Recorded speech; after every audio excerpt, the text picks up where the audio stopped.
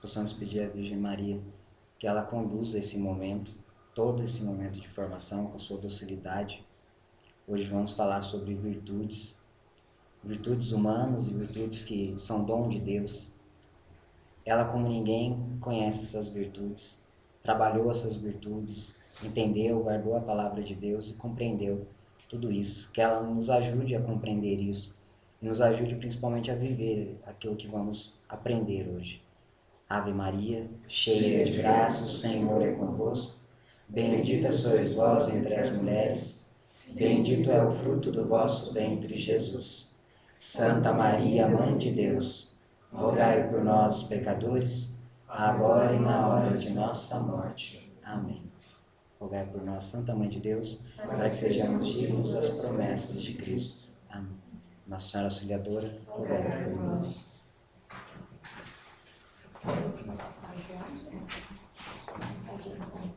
Não,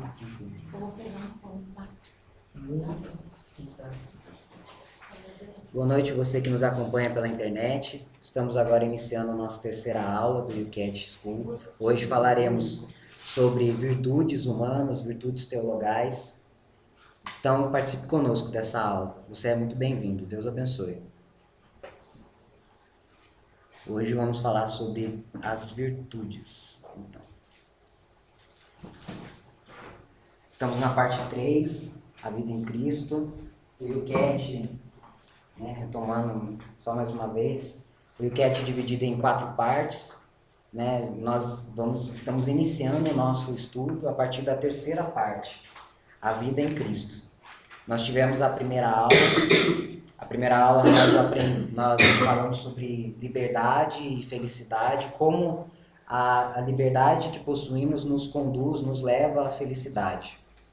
Então, a segunda aula foi a partir de um vídeo do YouTube, do pessoal do Eu Sou Chamado, de Lorena, da Canção Nova, onde foi trabalhado o tema das paixões.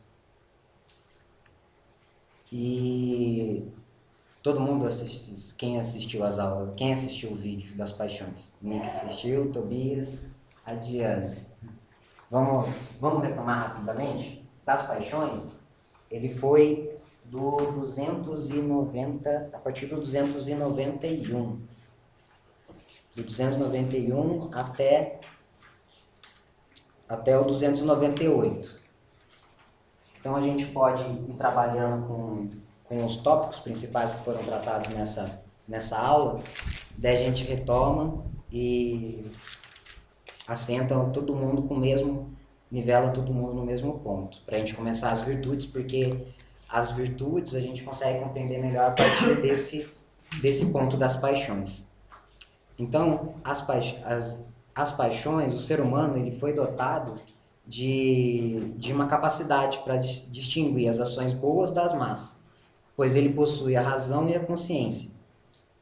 Então, aquilo que eu faço deve ser bom, não basta apenas ter uma boa intenção. Então, resumindo essa parte, toda a minha ação precisa ser boa. Os fins não justificam os meios. Então, mesmo que a ação seja boa, todo passo que eu faço até chegar a essa ação precisa ser bom também. Então, por exemplo, não basta eu ter a boa ação isso inclusive ele dá esse exemplo no vídeo, de ajudar uma senhorinha no supermercado a levar a compra, sendo que no final eu vou e roubo o dinheiro dela. Embora eu tenha praticado uma boa ação de ajudá-la a levar a compra, foi pensando em algo mal lá na frente, uma má intenção. Do mesmo modo, aquela história do Robin Hood, de roubar dos ricos e dar para os pobres, a ação final dele é boa, de entregar dinheiro para os pobres, mas os meios pelos quais ele fez isso é mal, então a ação é má também. As paixões.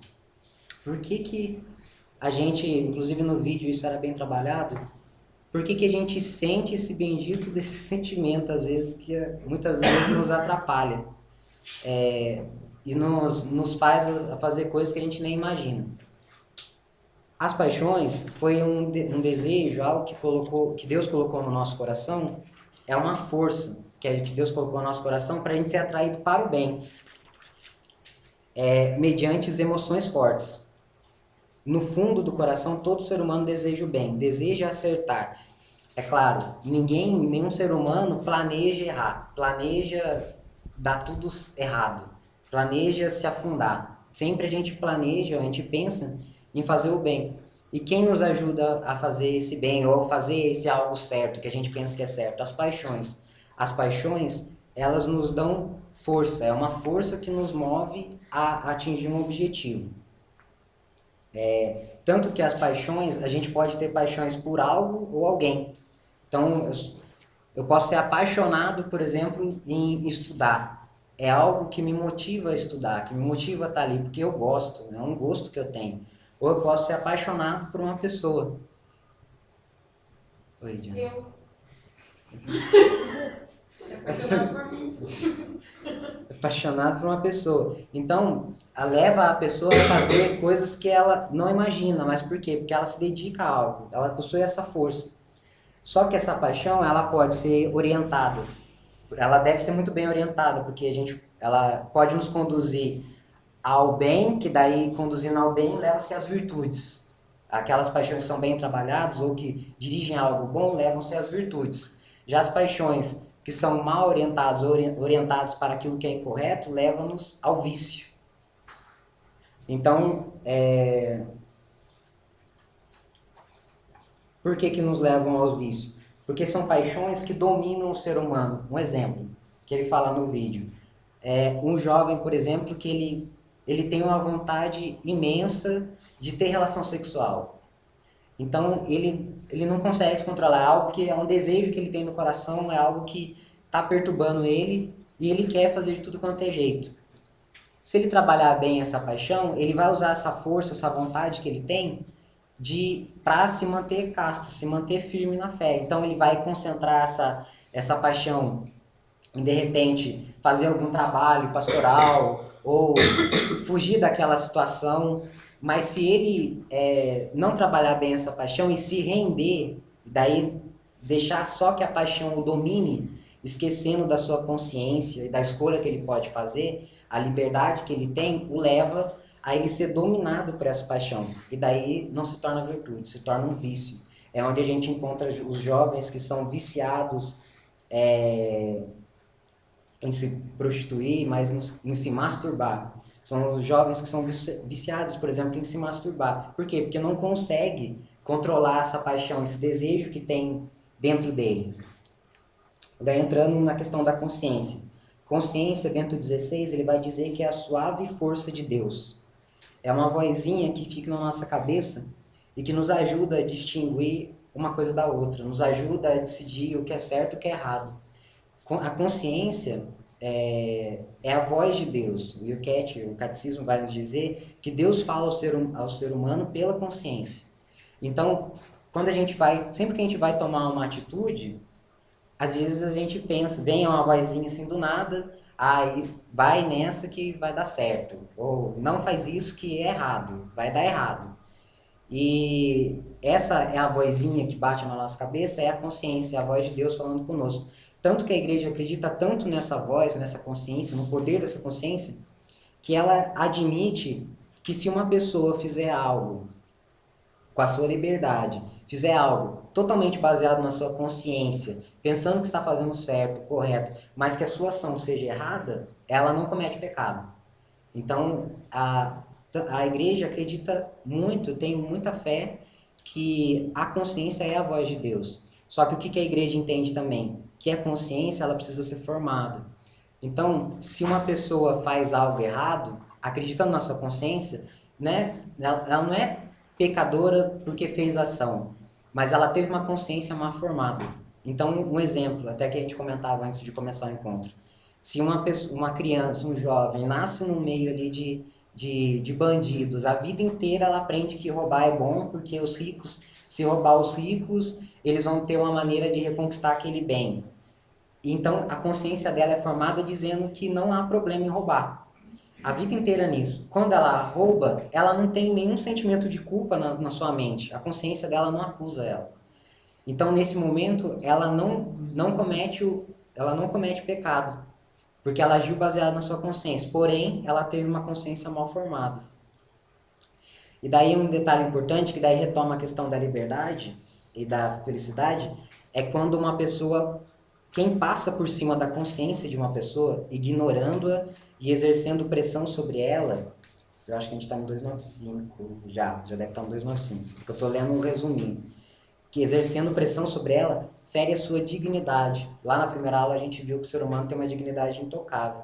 Então, por exemplo, quando alguém, isso é falado no vídeo, um jovem entra num serviço, poxa, ele quer se dar bem, ele quer crescer, ele quer ir para frente.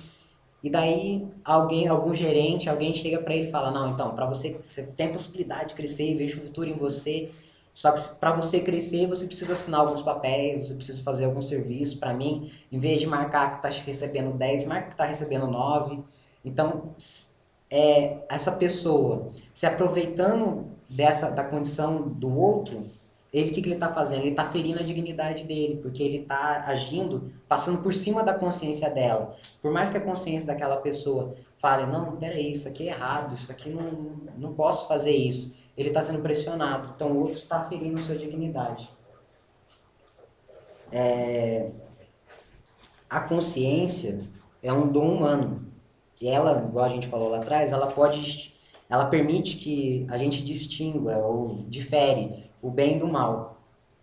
E a gente precisa ter essa liberdade garantida, de poder escolher baseado na nossa consciência. Mesmo quando a decisão é claramente má.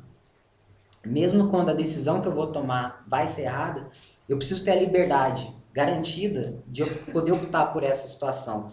Então, as situações, por exemplo, assim, que algum colega, algum amigo no serviço, eu estou pensando em viajar, vou beber muito, vou fazer uma farra, sei lá, vou alugar uma casa e arrumar tudo lá para festona. E mesmo que você fale, se a consciência dessa pessoa não acusar, não, peraí, isso daí que você está fazendo é certo? É certo, eu tenho que viver a vida, eu sou livre, eu tenho que fazer. Ele tem essa liberdade de optar por isso, de fazer isso. Só que daí o que a gente precisa trabalhar? Ajudar a formar uma boa consciência, que é o número 296, eu acho, de vocês aí.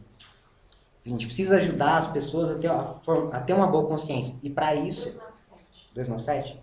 E para isso, também que serve também o Cat School, para que a gente forme a nossa consciência e aprimore essa consciência, para que a gente possa discernir melhor o que é certo e o que é errado e optar por aquilo que é correto.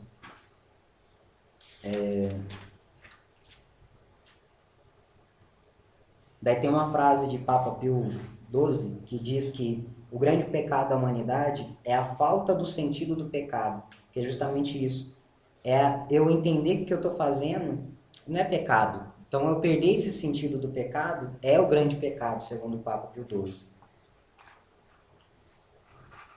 E daqui eu acho que a última questão é que ele fala que é culpado perante, é o 298, é culpado perante Deus alguém que age de consciência errônea? É aquilo que a gente comentou. A igreja acredita tanto na consciência que ela diz, não, quem fez um profundo exame de si e formula um juízo seguro, deve seguir a sua voz interior em qualquer circunstância, mesmo que corra o risco de fazer algo errado. Daí entra onde? Algo que eu ouvi da irmã Alice, que o Antônio já falou, que é o que a irmã Alice fala, que a vontade de Deus está onde está o nosso coração, né? Onde está o nosso coração, ali está a vontade de Deus. É justamente isso. Isso. Então, é justamente isso. Quando o nosso coração está em paz, a nossa consciência está limpa, está tranquila, ali está a vontade de Deus, porque Deus fala conosco através da consciência. Beleza. Daí chegamos na aula 3. Virtudes cardeais teologais. Antes da gente falar de virtudes,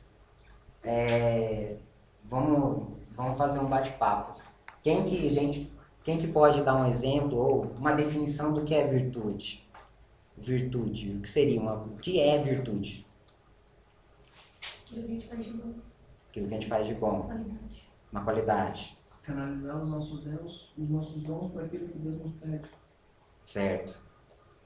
Alguém mais? Beleza. Então, virtudes.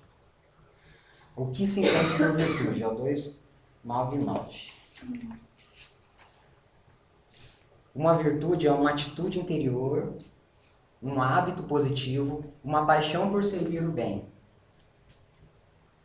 Daí tem aqui, sede perfeitos como o vosso Pai do céu é perfeito, Mateus 5,48.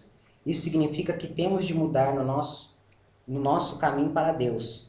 Com as nossas forças humanas, só o conseguimos a prestações.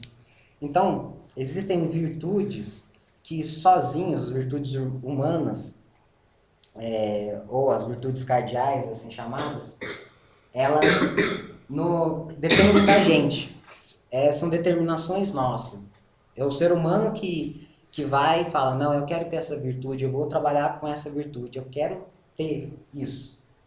Só que só as nossas forças humanas, a gente consegue mudar o nosso caminho para Deus, a prestação, de pouquinho em pouquinho, caminhando devagarzinho, aos pouquinhos caio aqui, me ergo lá, peco aqui, ergo lá. Deus apoia essas virtudes humanas que a gente vai trabalhar com a sua graça. E também nos concede, além disso, além das virtudes humanas, as chamadas virtudes teologais, com cuja ajuda atingimos seguramente a luz e a proximidade de Deus. Daqui, retomando a questão das paixões, a paixão canalizada, que a gente falou agora há pouco, a paixão canalizada para o bem nos impulsiona para o céu, para uma virtude. E a paixão levada ou canalizada para o mal nos leva ao vício, ao contrário da virtude.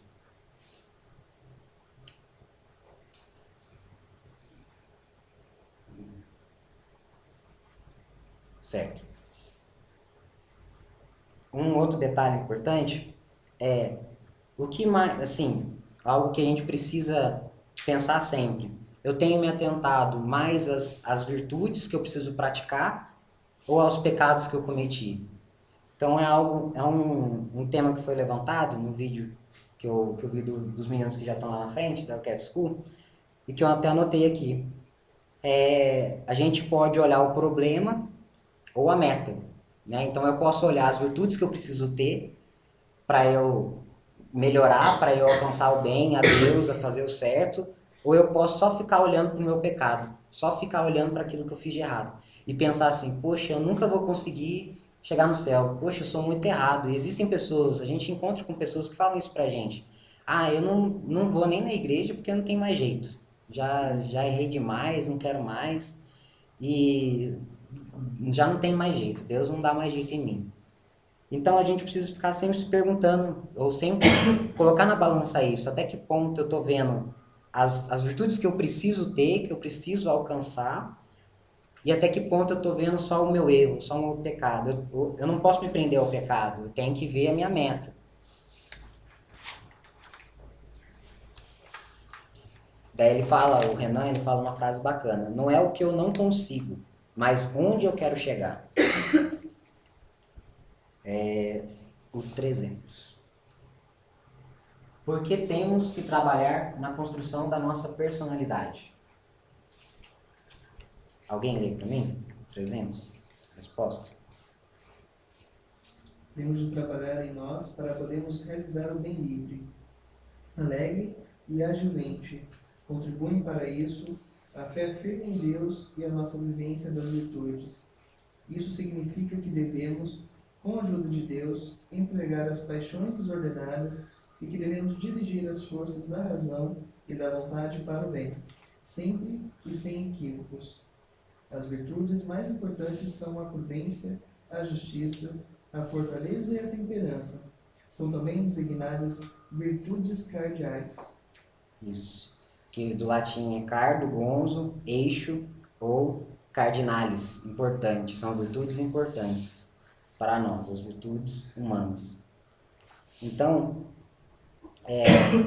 é algo, assim como a figura ali vai nos mostrar, ela estava falando que precisa das figurinhas para ir memorizando, é algo que a gente precisa trabalhar diariamente, assim como na construção de uma casa, que a gente vai lá aos pouquinhos levantando parede a parede, formando cômodo, depois a gente fecha a casa e tal, e a casa de verdade nunca fica pronta, porque sempre a gente inventa alguma coisa para fazer, alguma coisa para arrumar, assim também é a nossa personalidade, aquilo que a gente precisa trabalhar. Repare que ele fala das paixões de novo, né? Não nos devemos entregar a paixões desordenadas e devemos dirigir as forças da razão e da vontade para o bem, sempre e sem equívocos. Também podemos fazer um link lá com a questão da consciência, né? Precisamos sem equívocos, sem eu ficar sendo acusado pela minha consciência.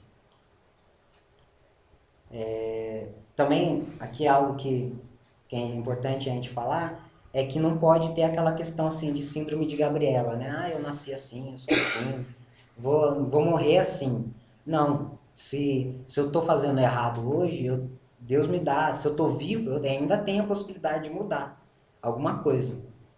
Então, é algo que diariamente, acordei, beleza, ganhei o dom da vida. Deus me deu mais uma chance de fazer o certo. Se eu fiz errado, eu posso, a qualquer momento, enquanto houver um sopro de vida, fazer aquilo que é certo.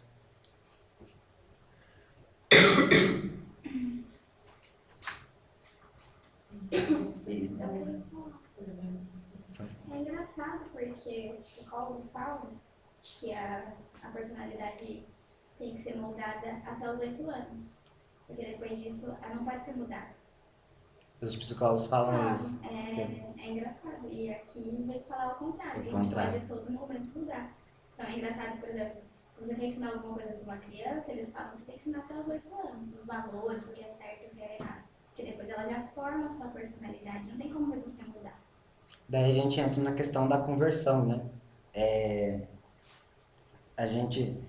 Como que a gente vê, a gente consegue observar isso, que existem pessoas que por mais que tiveram uma vida toda errada, toda jogada às traças, em algum momento ela teve esse toque, ou essa percepção de que aquilo que ela estava fazendo era errado, ela mudou, ela fez uma conversão.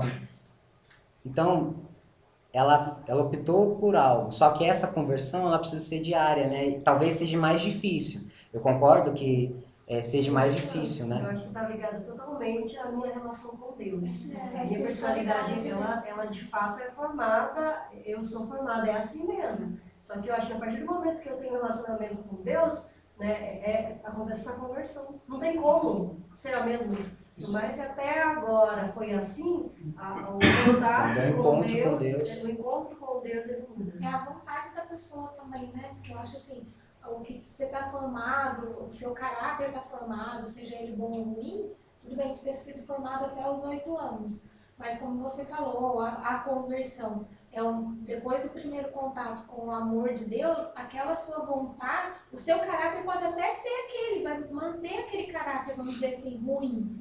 Mas o contato que você tem com Deus faz com que você queira anular esse lado ruim e ficar pelo lado bom, né? Vamos dizer assim, ser melhor para Deus. Levando até no pé da letra da palavra, conversão, né? Quando a gente está tomando um caminho, e a gente, no caso, encontra outro. Então a gente faz essa conversão, a gente se converte o caminho, muda o caminho oposto. E nessa questão de levar a palavra do pé da letra mesmo, né? Em questão da virtude, eixo e importante. Uma pessoa que estava sem eixo, uma pessoa que não tinha centralizado, não sabia o que encontrar. E encontrando esse eixo, que no caso foi Deus, encontrou realmente o que é importante. Teve um eixo para que ele pudesse fazer a conversão. Onde ele consegue se sustentar, onde ele tem toda a sustentação e onde é toda a importância que ele encontrou. Aí que no caso a conversão, essa mudança. Né? Então, talvez essa pessoa, né, os psicólogos dizem que até os 8 anos são formadas essas personalidades, pode até ser que sim, mas que realmente não tinha encontrado essa virtude. Né? Não tinha encontrado esse bem maior. Porque no caso, quando ele podia estar assim, as pessoas, tanto que uma pessoa amar, ela forma essa personalidade dela com os 8 ou depois ou mais. Mas quando ela encontra esse eixo importante, é que acontece tudo de mudança. Ela consegue se sustentar. Exato. Porque sem eixo a pessoa ela não consegue ficar sustentada.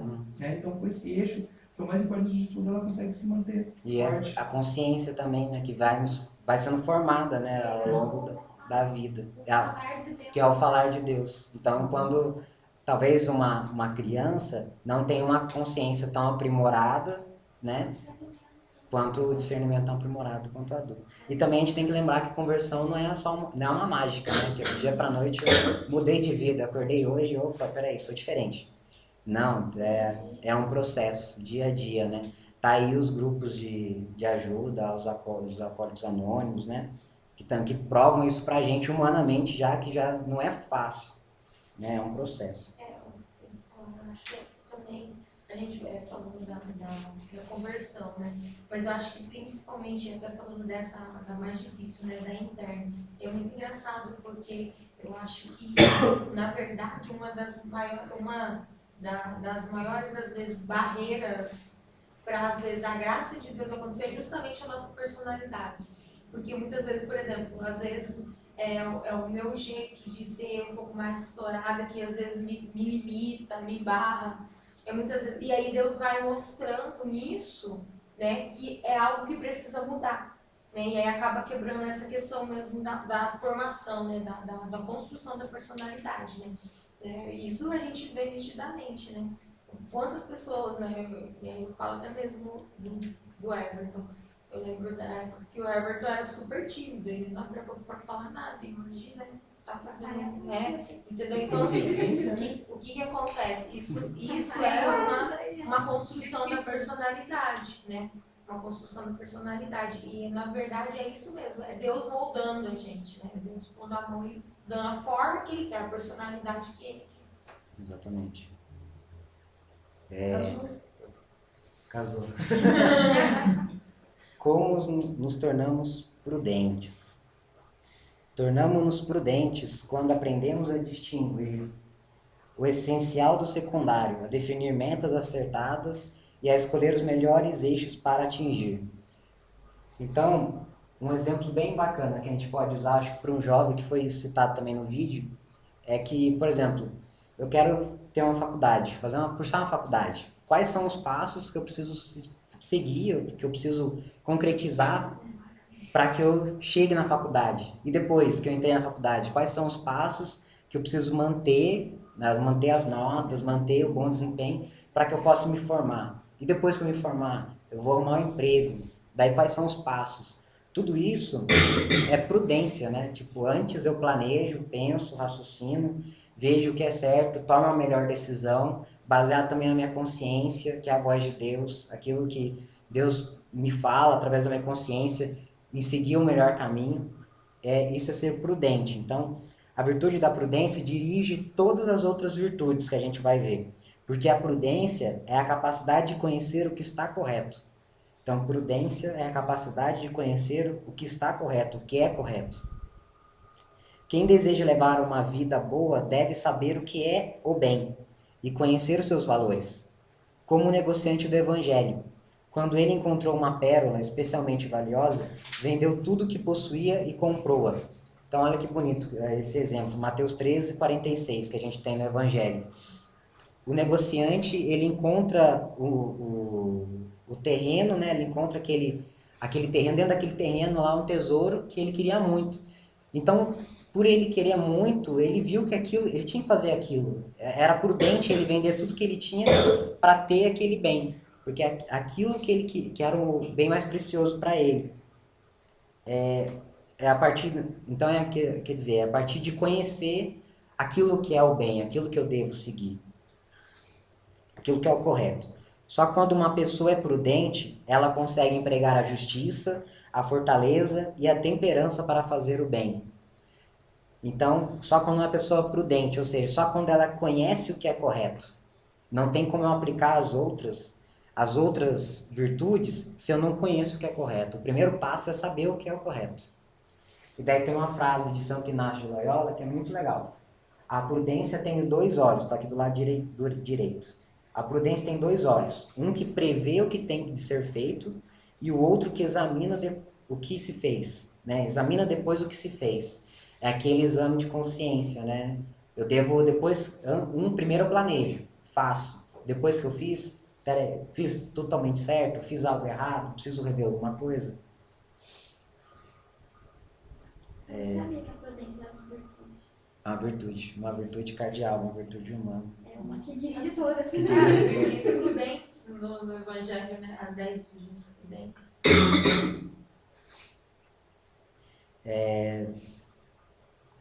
Justiça. 302. Agora chega de repente pode ser um tema polêmico. Como se age com justiça? Age-se com justiça quando se dá a Deus e ao próximo aquilo que lhes pertence. O lema da justiça é: a cada um o que é seu. Uma criança portadora de deficiência deve ser apoiada de forma diferente de uma criança sobredotada, para que ambas vejam o seu direito respeitado. A justiça esforça-se pelo equilíbrio e anseia porque as pessoas obtenham o que lhes pertence. Também perante Deus temos de exercer a justiça, dando-lhe o que é seu, o seu amor e o nosso respeito. Então, justiça. Se a gente for pensar, existe um ditado que diz, né? Dá a cada um o que ele merece, né? Então, ser justo, se a gente for ver o que o catecismo nos fala, é dar a cada um aquilo que lhe pertence, aquilo que ele merece. Igual no exemplo que ele falou, a justiça, ela tenta igualar as forças. Para aquela pessoa que não tem tanta possibilidade, ele vai dar uma forcinha. Para aquela pessoa que já tem tudo que ela precisa, ele tenta igualar esse que não tem essa pessoa que já tem. Essa questão que ele fala aqui da criança. Uma criança deficiente e uma outra já sobredotada. Ele se esforça para deixar igual as relações de força. Não ficar nenhum maior que o outro. Ser justo, né? Aquilo que a gente sempre fala. Então, se misericórdia é dar a cada um aquilo que ele merece, ser justo é dar ao outro aquilo que ele merece, a misericórdia é dar ao outro muito mais do que ele merece. A gente pode pensar dessa maneira. Ser justo é eu dou aquilo que ele merece, aquilo que é suficiente para ele, para igualá-lo aos demais, para nivelar ele na balança. E ser misericordioso é dar além daquilo que ele merece. É ser compassivo, é ter misericórdia dele e dar algo além, tipo um bônus, vamos dizer assim. Então, por isso que a gente fala que Deus é misericordioso, né? Porque ele é justo, mas ele é misericordioso. Porque se ele fosse só justo, a gente tá perdido, né? Se ele fosse só... A frase ali completa assim. A justiça sem a misericórdia é insensível, né? A misericórdia sem a justiça é desonrosa. Não tem como. Tem que ter o equilíbrio. Tem que ter o equilíbrio. Exatamente. Então, a gente precisa ser justo com o próximo também, né? De que modo? Amando ele, perdoando, deixando ele igual. Eu não vou menosprezar o meu irmão, porque ele é diferente. Eu não vou menosprezar ele porque ele fez algo que eu não gostei. Pronto, nunca mais olho para a cara daquela pessoa porque ele me magoou. Isso não é ser justo. Ser justo é perdoá-lo. É deixá-lo de igual perante os outros, na sua concepção. É voltar de novo aquela pessoa para o nível de igualdade que os outros têm perante você. Engraçado que você falando assim, eu lembro muito do centurião, né? Que ele era um soldado romano, né? Que fazia o mal, praticava o mal, mas que, no caso, o chefe dele foi lá pedir, no caso, para que Jesus intercedesse por ele, né? E dizendo, Senhor, né? Se o Senhor dizer uma palavra, eu sei que ele vai ser salvo, né? Que ele vai ser curado. Exatamente. Ele demonstrou a fé um ao ato extremo. de justiça, né? E um ato de misericórdia. Deus sabia de todo o mal que ele fazia e tudo, mas ele viu a fé. Jesus foi Viu a fé misericordioso. dele, ele concedeu a misericórdia. O meu, eu já liguei a pecadora ao apedrejamento. Porque aquilo, eu vejo esse equilíbrio. Porque a gente Se ele fala, fosse na justo justiça, só, na justiça ali, o que seria? De fato, apedrejar estava correto. Porque estava na lei. Mas a misericórdia, ela vem e dá equilíbrio. Ei, mas calma aí, vamos ser justos? Vamos ser justos então. E Quem você? que não pecou, Quem né? não pecou? E o centurião ia morrer. Verdade. Mas então a justiça é algo individual. Como assim? Por exemplo, É uma virtude. Então, Cada um precisa ter justiça. Exatamente. É uma virtude humana, que eu preciso me esforçar para ter. Eu preciso batalhar, lutar. Assim como a misericórdia. Só que a misericórdia não entra aqui como virtude pra gente. Entra como um dom de Deus. virtudes cardeais é a mesma coisa que virtude humana? As virtudes humanas. São aquilo que nos orientam. Isso é um caminho certo, gente. Daí ele fala aqui, interessante que no final ele fala que precisamos ser justos também para com Deus. De que modo? Então, sendo com o nosso amor e o nosso respeito, indo às missas, adorando, respeitando, seguindo seus mandamentos, fazendo aquilo que é bom, devolvendo um pouco da misericórdia e da justiça que ele nos concede, né? Poxa, se ele me deu um emprego bom, eu tenho condições de me vestir, nada melhor do que eu ajudar o meu próximo, porque ajudando o meu próximo, eu estou sendo justo com ele e com Deus, né? Eu estou retribuindo o favor que Deus me fez. Também aqui se fala, interessante, justiça é dar a Deus o nosso tempo de oração. E algo que o Renan falou, que, sim, que eu fiquei muito tocado, é que ele fala assim que uma vez ele escutou uma pessoa falando para um repórter que o Facebook e o Twitter são ótimas ferramentas para que na volta de Jesus a gente consiga saber quem teve tempo de rezar. Então ele fala das maneiras, eu fiquei pensando, Facebook e o Twitter são duas ótimas ferramentas para que quando Jesus voltar a gente saiba quem teve tempo de rezar. Em que sentido? E daí ele explica. Se eu tive o tempo de entrar no Facebook, entrar no Twitter e de repente passar horas, porque no Brasil, um dos países que mais acessa o Facebook, que consome mais horas de acesso no Facebook é o Brasil. Então, se eu tenho todo esse tempo, de repente, sei lá, passo 4 horas, 5 horas diárias no Facebook ali, postando, tweetando, compartilhando coisas que de repente não tem nada a ver. Eu estou usando o meu tempo não só para, de repente, fazer algo bom, posso também usar, é uma ótima ferramenta de evangelização. Mas e o meu tempo de oração? De falar com Deus, de escuta? Então, quando ele explicou, eu falei, poxa, é verdade, vai ficar lá registrado. Se Jesus volta e puxa minha capivara lá no Facebook, lá, peraí, quanto tempo você ficou aqui? Você tem uma postagem a cada 15 minutos aqui, peraí. Você usou tantas horas de Facebook. Só tirei uma dúvida. Esse cardeal aqui é o mesmo significado dos cardeais? Isso é importante? A palavra, do latim, cardo, gons, o eixo. Os cardeais também são o mesmo significado, tem outro significado? Eu acredito que o mesmo, porque vem do latim. É o mesmo significado do latim. Cardinalis, importante, né? É importante. Então, os cardeais são importantes, gente. 303. Significa fortaleza. Tá, então é legal. Quem tem fortaleza responsabiliza-se pelo bem que é conhecido, mesmo que tenha, em caso extremo, de sacrificar a sua própria vida.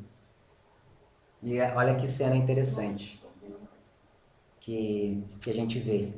E daí tem um dado aqui. Calcula-se que em 2 milênios, a cifra de 70 milhões de mártires. 45 milhões somente no século XX.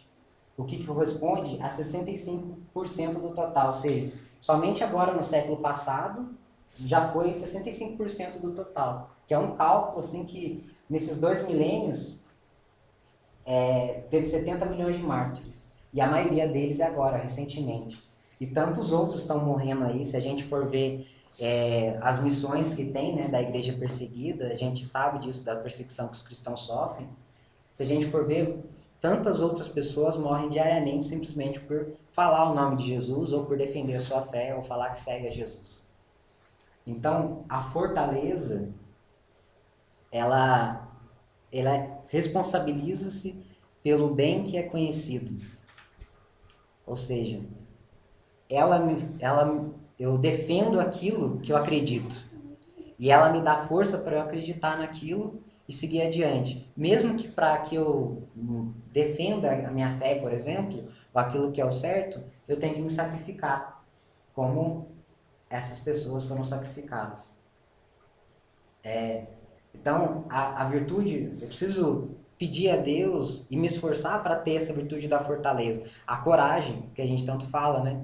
Ser corajoso e ter coragem de se manifestar, se tiver que falar contra o aborto, vamos falar contra o aborto. Contra o homossexualismo, vamos falar contra o homossexualismo. Não fugir, ser forte, corajoso. É estranho, né, a colocação. sei lá, é difícil de compreender de primeira aqui. Por aqui. O bem tem fortaleza, o bem que é conhecido. Aqui o bem conhecido é aquilo que é a doutrina da igreja. Isso, aquilo que é o correto, que é o certo, o bem que ele conhece. Então eu conhecendo o bem, porque lá na Liberdade e Felicidade fala que a gente é livre para conhecer e amar o verdadeiro bem. O bem, fazer o bem e amar o verdadeiro bem, que é Cristo. Então aqui nesse sentido, eu me responsabilizo pelo bem que eu conheço, que pelo bem, ou seja, pela minha fé. Podemos dizer assim, eu me responsabilizo por aquilo que eu acredito. No sentido como dizendo assim, que a virtude da fortaleza é que faz com que você faça esse tipo de coisa. É como se ele estivesse direcionando isso. Porque é que fala que a fortaleza responsabiliza-se. Então, é algo que é uma força, é uma virtude, né? É uma virtude que é responsável por você acreditar naquilo que você, né? Aquilo que é o conhecido, né? Que no caso é a fé, ali no caso da foto, eu tô falando. No caso da fé, você chega ao ponto de até mesmo sacrificar a sua vida por aquilo que você acredita. Então, a fortaleza, tipo, o que ele está querendo dizer é que ela é a responsável por isso, é a virtude responsável por isso. E podemos, a gente pode, inclusive, voltar na questão da consciência. Se eu for fiel à minha consciência e agir certamente como a minha consciência me manda, que é fazer o bem, em uma hora ou outra eu vou precisar da virtude da fortaleza. Porque vai chegar num ponto que eu vou enfrentar uma barreira.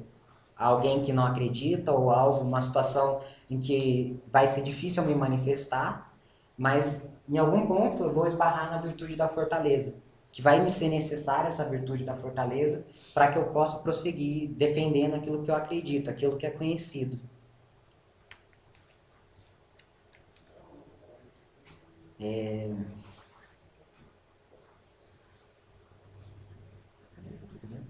Aqui. 304. A Elaine vai gostar dessa foto. Por que motivo a temperança é uma virtude? A temperança é uma virtude porque a intemperança revela-se em todos os âmbitos, uma força destruidora. Quem é imoderado abandona-se ao domínio dos próprios impulsos, fere os outros com a sua avidez e prejudica-se a si mesmo. No Novo Testamento, a temperança também aparece sob a forma de sobriedade e de discrição. Então, tanto no Yucat, que a gente vê uma imagem lá de um cara lá no meio das mulheres, no bar, né?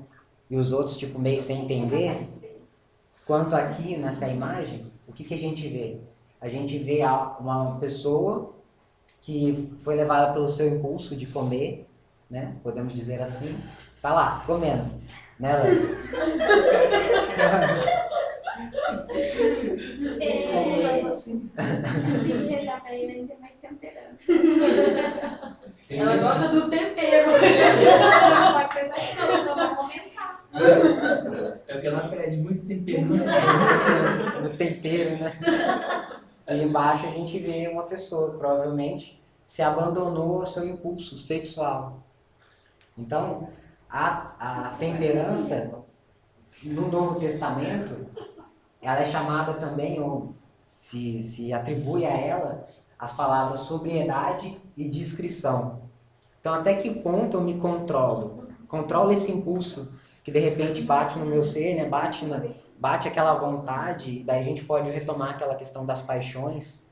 Até que ponto eu controlo esses impulsos? Né? Então, até que ponto eu tenho discrição, né? Então, se eu tenho uma vontade louca de comer, peraí, isso vai fazer mal para a minha saúde.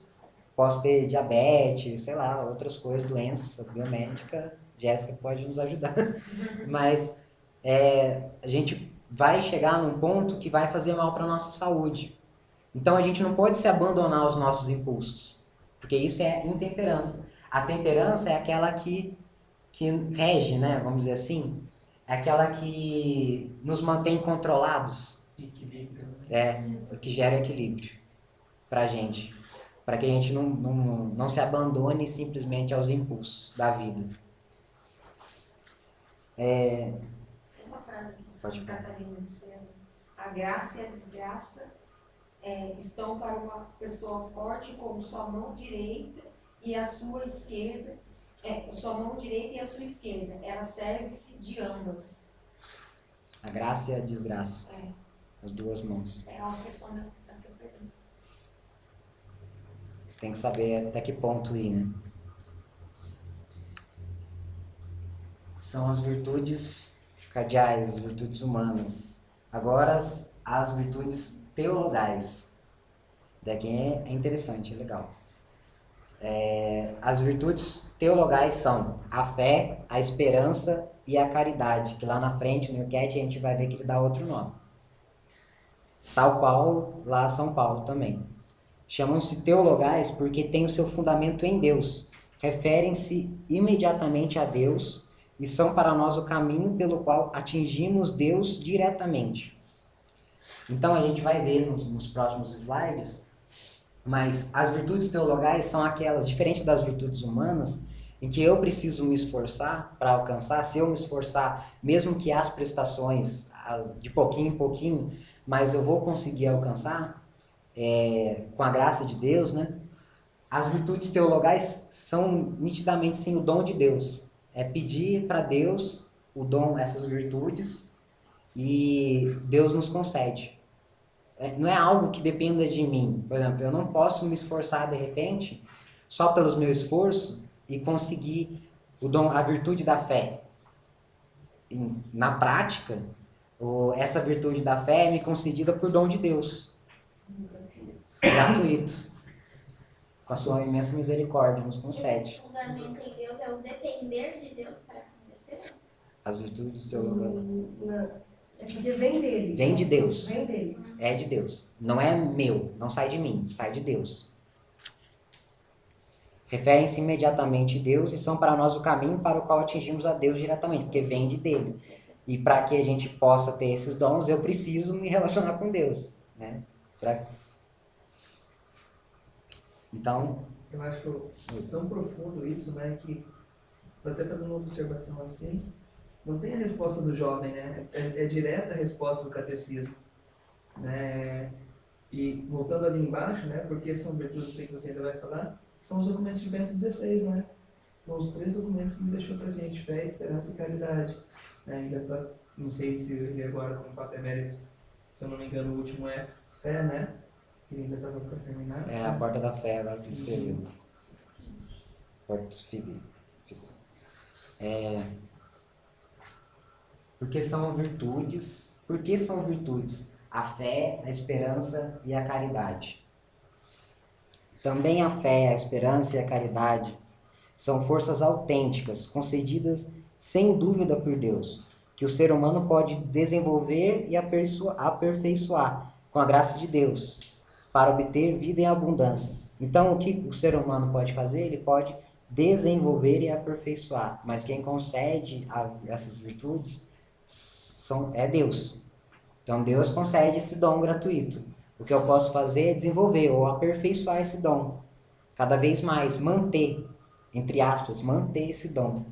Para que eu não perca, por exemplo, a fé, dom que Deus me deu. Ou o amor, né? Com a graça de Deus para obter vida em abundância. Por isso que, eu viajei agora, mas por isso que quanto mais a gente se aproxima de Deus, mais a gente acredita, mais a gente ama, mais a gente espera. 1 Coríntios 13:3. Vamos ver se... ver o que vem nos falar agora. Como as situações da vida das pessoas, né, podem fazer se desenvolver e aperfeiçoar. Acho que é diretamente ligado. Por exemplo, uma pessoa que sofre de um câncer. Ela está sofrendo ali diretamente uma batalha. E às vezes ela consegue, naquela dificuldade, desenvolver e aperfeiçoar a fé, a esperança, a caridade. Exatamente. Se fortalece. O sofrimento. Ela trabalha as virtudes dela nesse momento, né? Onde realmente ela vai precisar dessas virtudes, E usando elas, é como se fosse... Quando eu li isso daqui, eu lembrei bastante da relação do músculo. Se eu não uso... todo mundo é dotado de músculos, né? Todo mundo ganha músculos quando nasce, tem músculos e tal. Mas se eu não desenvolvo essa musculatura, ela atrofia. E daí, aquele benefício que aquele músculo me traria, eu não tenho. Então, eu pensei bem nisso. Em 1 Coríntios 13:13, ele vem falar justamente disso, dessas virtudes da fé, que fala: atualmente permanecem essas três: a fé, a esperança, e aqui ele fala não caridade, ou talvez em algumas traduções ele fala caridade, mas na minha ele vem falar e o amor. Mas a maior delas é o amor, ou, como é falado aqui, a caridade. É porque falam que na língua, antigamente, o amor, ele tinha vários... Significados? Não, por exemplo, igual tem o ágape, o eros, Aham. tem vários tipos de De amor. amor. Só que quando foram traduzir, é uma palavra só.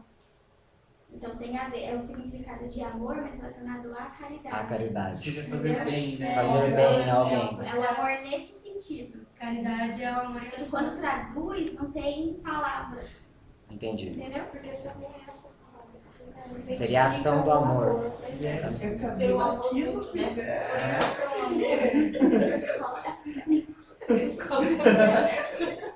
Bacana, estamos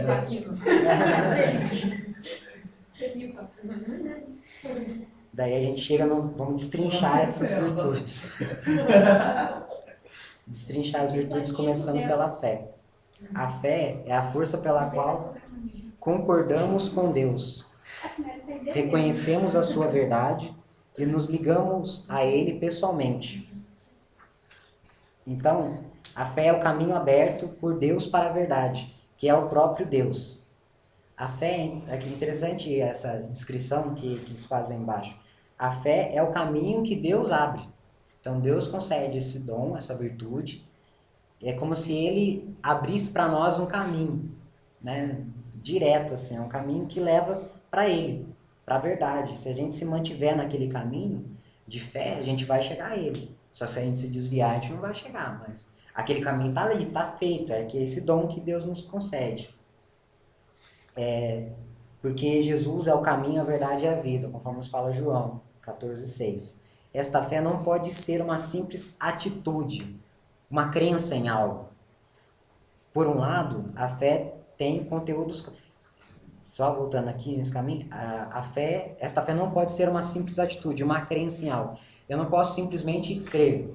Eu preciso, igual a gente falou lá atrás, dar passos nessa fé, né? Percorrer esse caminho que o Senhor abre para mim. Ter atitude Ter diante dessa fé. A atitude de percorrer ali, né? Não só, beleza, obrigado, Senhor, fez caminho para mim, valeu. Tá bom, Tá bom. tô vendo que tá aí, mas pronto. Beleza, vou ficar aqui mesmo, tá bom onde eu tô. Não, é percorrer esse caminho. Por um lado, a fé tem conteúdos claros, que a igreja confessa no credo, que é um símbolo da fé. A gente já viu isso nos nossos encontros, né, do credo, falando do credo. O símbolo da fé, que tem alguns conteúdos claros. A igreja acredita em algumas coisas firmes ali, não abre mão daquilo. E que tem como missão proteger. A igreja tem como missão proteger isso. Então, por isso que algo que foi escrito lá atrás, lá nos concílios de Nicéia e Constantinopla, mantém-se vivo até hoje. Por mais, estamos no ano de 2013.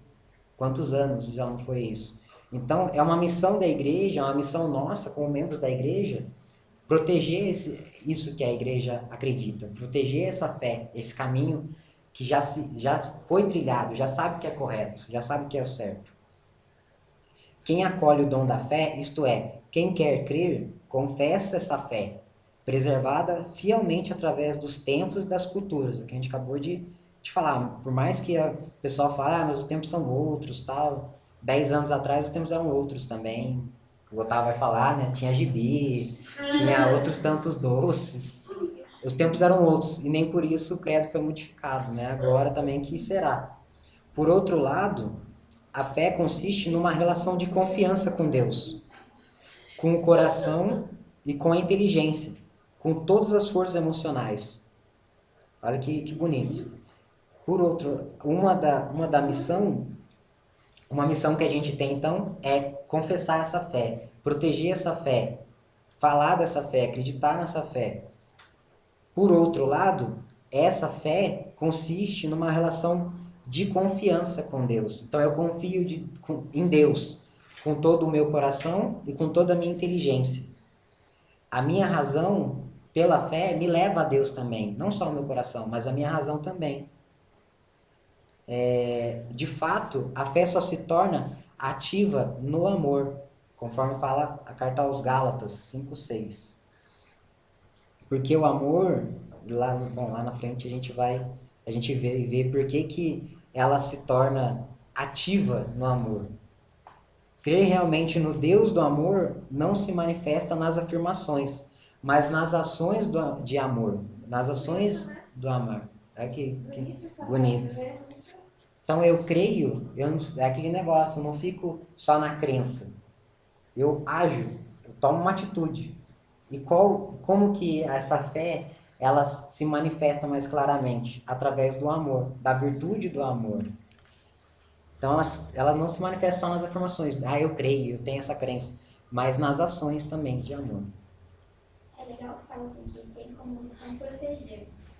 A gente só protege aquilo que a gente conhece. E que a gente ama. A gente ama. Então, a partir do momento que você está tendo isso, né, tendo essa responsabilidade de proteger, você tem que ir atrás. Mas por que disso? Mas por que disso? Igual a igreja católica, apostólica romana, mas por quê? Tem uma história, tem uma explicação. Exatamente. Tem papo, mas por quê? Tem Por quê? isso, mas por quê?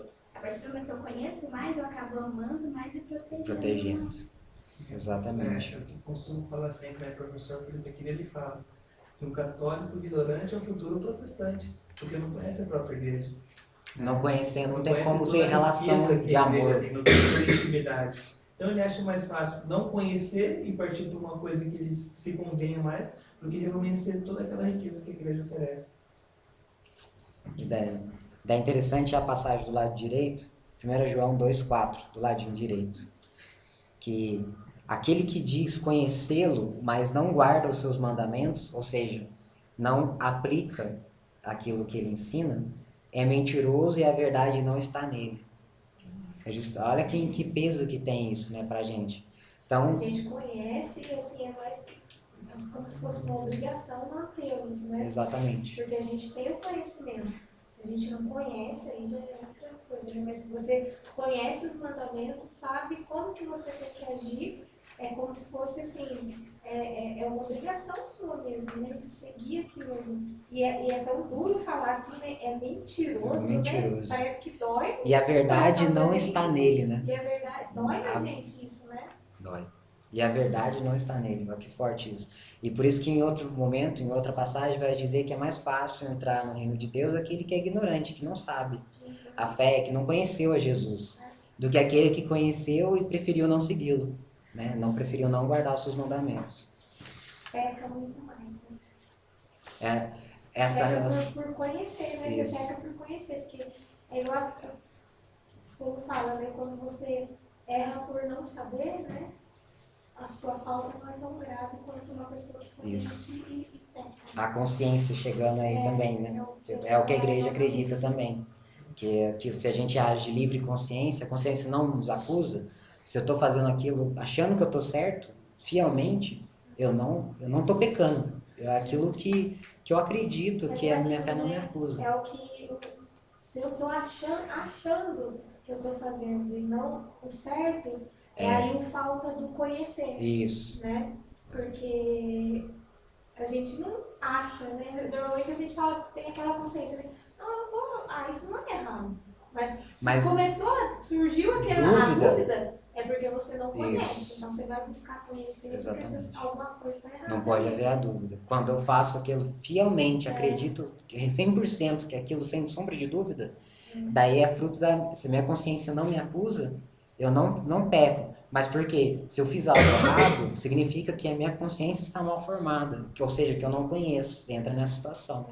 Como eu não conheço, baseado naquilo que eu conheço, agir daquele jeito, daquele modo. Melhor não fazer, né? Deixa quieto, deixa eu parar por aqui. Esperança. E olha que imagem bonita, né, que a gente vê. O que é a esperança? A esperança é a força com que queremos realizar forte e duradouramente o objetivo por que estamos na Terra. Louvar Deus e servi-lo. Vou ler de novo. A esperança é a força com que queremos realizar forte e duradouramente o objetivo por que estamos na Terra. Louvar Deus e servi-lo.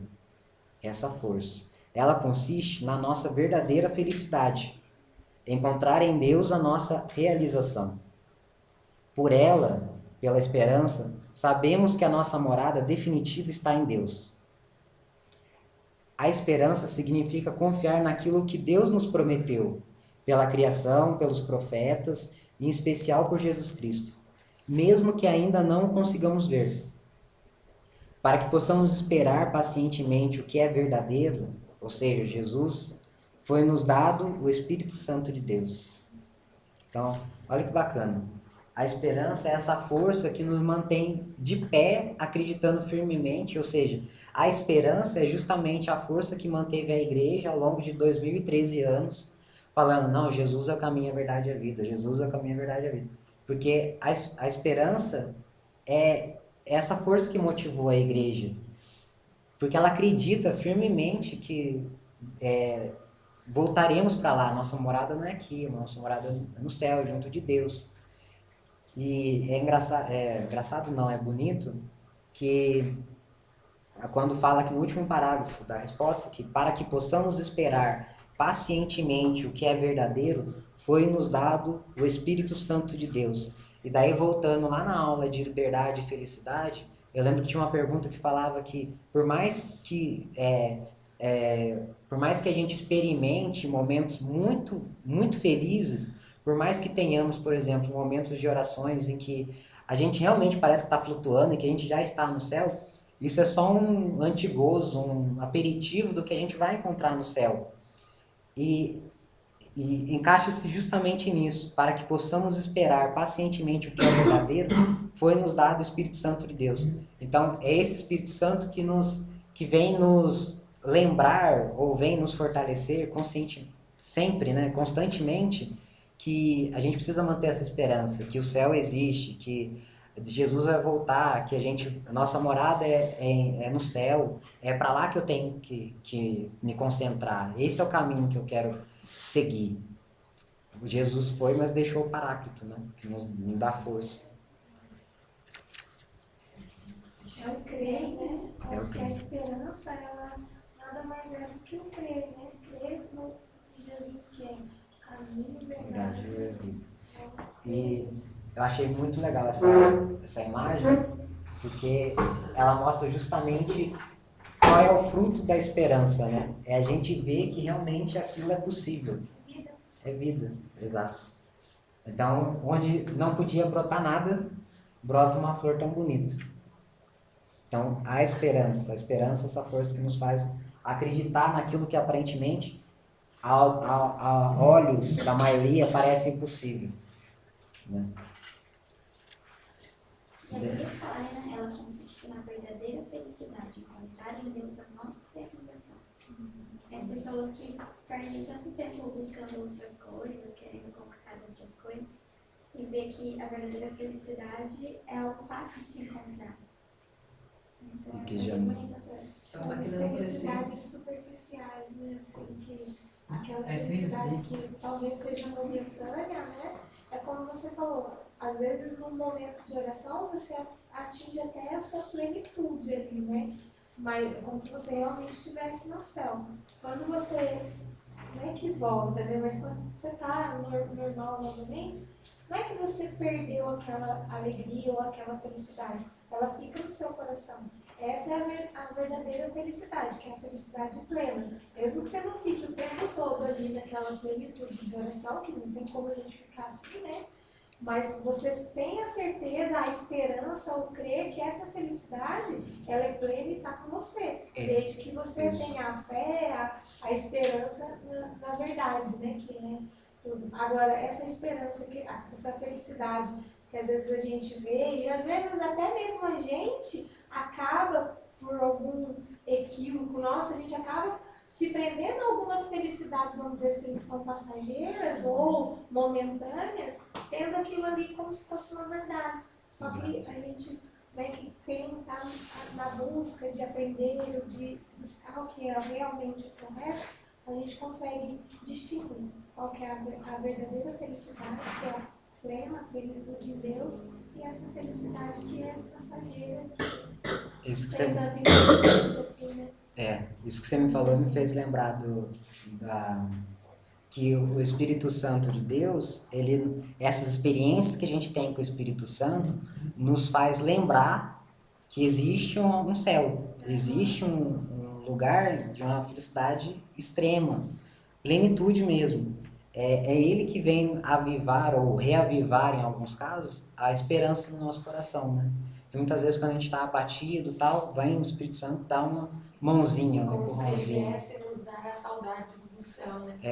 Como se Exatamente. sentir saudade do céu. É engraçado, ontem na pregação da Diana, né, quando ela falava pra gente imaginar um jardim, assim, né, a hora que você falou da oração, de você se sentir realmente no céu, eu me lembrei ontem, né, de imaginar um jardim, você encontrando com Jesus.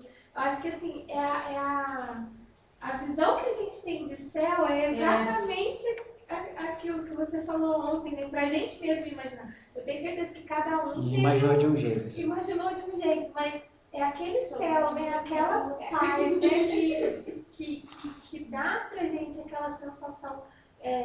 Eu dizendo assim, eu prefiro um jardim. Eu imaginei um jardim muito feliz. Jesus vindo assim, eu falei, gente, que coisa, eu não queria nem que você parasse de falar. Pode acabar assim.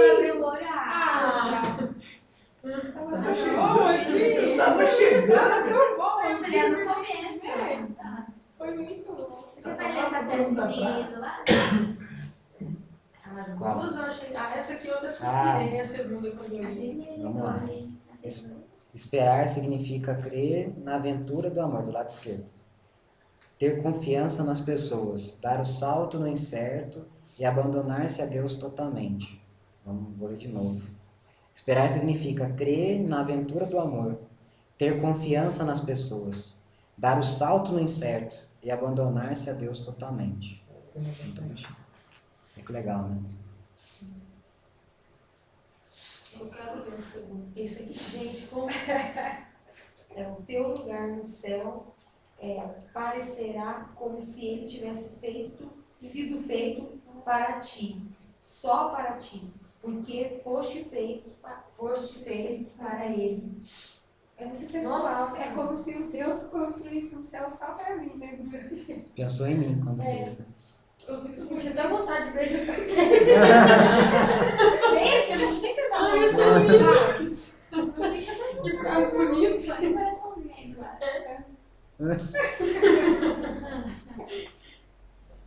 Daí a gente chega na maior das virtudes, o amor. É aquilo lá que eu amo.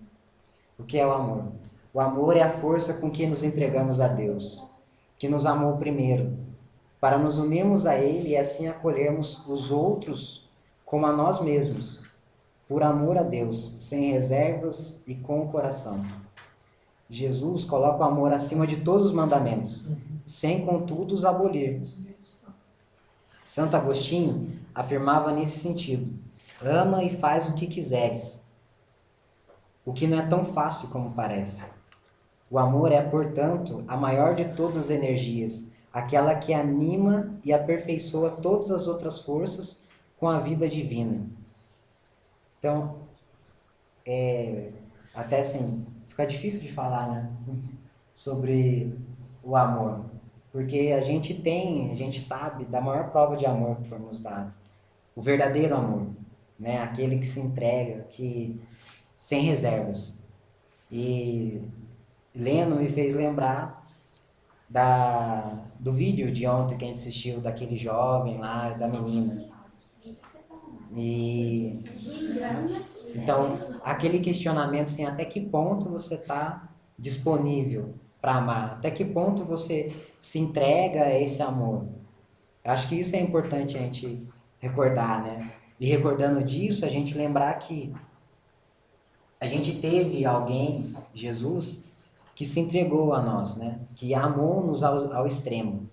E que a gente precisa ter essa virtude, esse dom de Deus, para que a gente possa, assim como Ele, amar os nossos irmãos, né? Acolher aos outros como a nós mesmos. Assim como Ele fala que o maior de todos os mandamentos é amar a Deus sobre todas as coisas e ao próximo como a ti mesmo. Mas Ele não abole os outros. Todos os outros têm que ser seguidos. Mas esses dois são os principais. E é tudo baseado no amor. Amar a Deus sobre todas as coisas e amar ao próximo. É que é o principal, né? Eu acho que se você consegue seguir esses dois mandamentos, os demais ficam como se, né? É igual Não aqui. é fácil fazer isso, mas eu acho que Ele é o mais difícil de alcançar, né? Esse é o mais... Igual o Santo Agostinho fala, né? Ama e faz o que quiseres. Quer dizer, se você tem a capacidade, chegar nesse ponto de amar verdadeiramente, você pode fazer o que você quiser. Porque tudo que você fizer vai ser certo, vai ser no amor. Porque se você ama Deus para todas as coisas e ao próximo como a ti mesmo, você não faz nenhum dos outros. Isso. Você já faz os outros. É bem isso. É engraçado porque no livro O Monge Executivo fala muito de liderança. E fala que você tem que ser um líder no amor. Explica o que é o amor. E às vezes a gente tem pensa assim com a gente que o amor é um sentimento. Mas o amor não é um sentimento. Amor é aquilo que você vai fazer, é algo que é uma decisão. Não é uma coisa que eu sinto. Eu sinto amor pela cidade. Eu me decidi a amar a cidade. É diferente. É difícil, né? Uma decisão bem difícil. Agora você pode estar sendo Então, o que eu tenho que fazer para Isso conseguir implica esse em amor? algumas. Falar pra você, Isso Qual é implica. a minha pé e meio do decisão? céu. Eu te amo, gente. Aí a frase de São Francisco de Sales Eu é acho legal, né? Porque assim, eu ouço São Francisco de Sales, assim, é bom, né? A gente sabe que ele foi. Dom Bosco teve tudo aquilo que Dom Bosco foi buscou nele. E ele fala que, de fato, isso que a Jéssica falou, que o amor ele é essa atitude. Então ele fala que, assim como tocar um instrumento, eu vou aprender tocando e dançar dançando, o amor é assim também. Eu amo, aprendo a amar amando. Né? Amando. É o ato. E como é difícil. Não é algo que se aprende, né? Assim, né? É um dom por isso que é um dom de Deus, né? Eu lembrei do Padre Léo. Falando, eu acho que isso que ele falou se aplica também, porque ele falava do perdoar, né? E aí ele falava assim, eu não me recordo qual a pregação dele, que aí ele falava assim, é difícil perdoar, mas é mais difícil perdoar assim, a pessoa, porque assim, você sabe, aí às vezes ele fala assim, porque a pessoa fez algo errado e ela não merece. E aí, o pior ainda é porque assim, a pessoa não merece e acha que merece. Aí, então, ele vai colocando. E o amor é mais ou menos assim também. Né? Você, às vezes, muitas das vezes, você encontra as limitações do outro e aquilo te dificulta, né, a amar. E a pessoa quer ser amada por você, independente da forma, qual seja, né, a sua relação com a pessoa. Né? E aí E a pessoa tem aquela sua exigência, né, para que você a ame, e você tem aquela luta interior de amá-lo. Então, Mas eu acho que a gente precisa nem, às vezes, isso é muito bom, mas voltando até aqui pra gente, quantas vezes, né, eu mesmo sou difícil, quantas vezes a Diana sabe mesmo que ela é difícil, o Wellington, o Otávio, nós vamos entre si, às vezes nós somos difíceis, e nossas ideias não batem. Mas quando um olha pro outro, fala assim, vocês viram, vai, vambora, tô junto com você. É nisso mesmo, mas é mais do que amizade, é um amor que você olha, você não consegue não amar, né? Aí teve uma frase no seu ontem que me marcou, que é onde mais eu poderia estar quando você mais precisava. Então é o que você leva pra qualquer coisa. Então, se você tem um amigo precisando de alguma coisa, onde mais eu poderia estar quando você mais precisar? Igual aquela menina, você foi um acidente. Onde mais eu poderia estar a não ser? Se não ali do lado dela. Que amor é esse, né? Que faz eu decidir andar o sim. Ele fala do peso das palavras, né? Se ele falou que ama, tipo, é aquilo lá, né? Da boca pra fora É, eu amo. o eu amo agindo, amando. E só abrindo um parênteses, que voz. Eu só ouvi esse cara. Senhora. Eu vou compartilhar depois o vídeo com vocês no Facebook. Vou compartilhar com vocês. 16 é o cara. Daí tem 3 documentos que vem com, eu tenho ele, já tenho anexo, de repente eu passo, eu posso passar. Os três documentos, da que fala da caridade, a esperança e a fé. Os 3 documentos que você falou, escrito pelo Bento XVI. E eu ainda acrescentei um vídeo que... Não, é um vídeo do padre Paulo Ricardo, e que ele fala assim que... Fera, cara. Oi? Você falou o Padre Paulo Ricardo. O vídeo do Papa Paulo. Paulo Ricardo.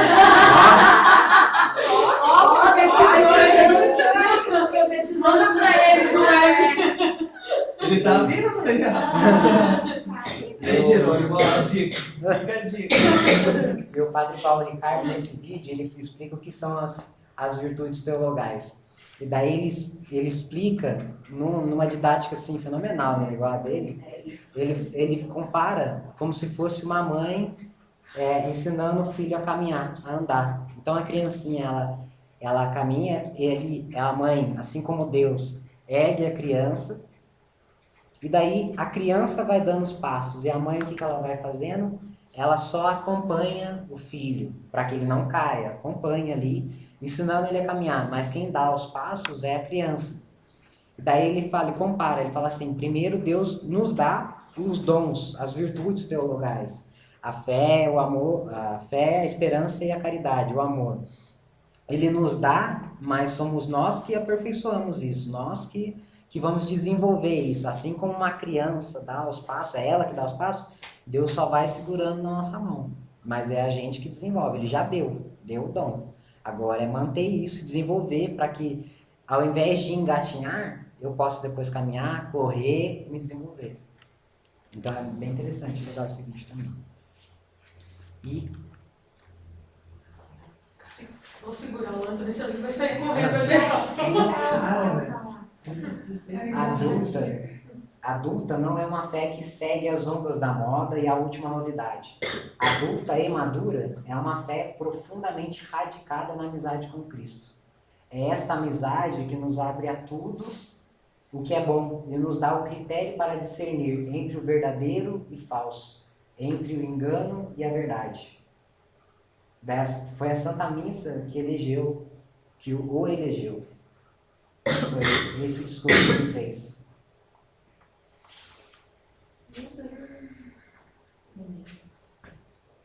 Por que você tirou? Amizade radical. Engraçado que quando eu tava preparando para minha pregação, o Gustavo, né, eu já sou apaixonado no Bento XVI. O Gustavo falou assim, qual que é o tema? Eu falei assim, amizade, Gustavo. Ele falou assim, Bento XVI, né, Antônio? Eu falei assim, já sei, Gustavo, muito obrigado, porque, né, olha só, adulta e madura é uma fé profundamente radicada na amizade com Deus. Ou seja, está presente na amizade com Deus, não está fora disso. Essa amizade nos abre a tudo que é bom e nos dá o critério. Essa amizade com Cristo, esse bate-papo com Cristo, né, essa intimidade, é que nos dá o critério para discernir entre o verdadeiro e o falso, entre o engano e a verdade. E a gente pode retomar a questão da consciência. Se consciência é a voz de Deus, se eu tenho uma amizade com Cristo, essa voz de Deus, essa consciência minha, ela vai gritar, ela não vai falar. É a intimidade. Ela vai gritar, ela vai incomodar. A amizade, essa amizade com Cristo, pode traduzir essa amizade como uma intimidade. Né? Intimidade. Quanto mais próximo você estiver de Cristo, de Jesus, essa intimidade, maior será a amizade, né? A confiança. Porque o que a gente vê hoje numa amizade? O que você espera de uma amizade? É você poder confiar e ser confiável, né? Então, assim, é isso que faz com que a amizade ela seja verdadeira e tenha frutos, cresça e se desenvolva. E a intimidade, que se você consegue chegar a um grau de amizade com qualquer pessoa, a partir do grau de intimidade que você tem com ela. Eu acho que é esse mesmo sentido que a gente tem que ter com Jesus. Que isso o Anthony fala muito, a gente conversava muito sobre isso, que quanto mais você for amigo de Jesus, quanto mais você for íntimo de Jesus, mais ele vai te mostrar o caminho, mais ele vai te dar as direções.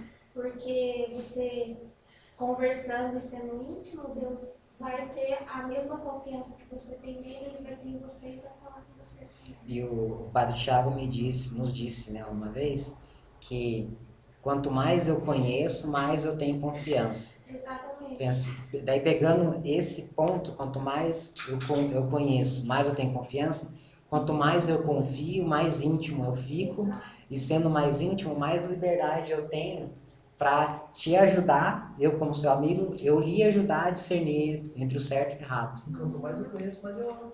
Exatamente. Bacana. Amém. Alô, Leitinho. Pessoal que acompanhou a gente, Deus abençoe. Estivemos reunidos em nome do Pai, do Filho e do Espírito Santo.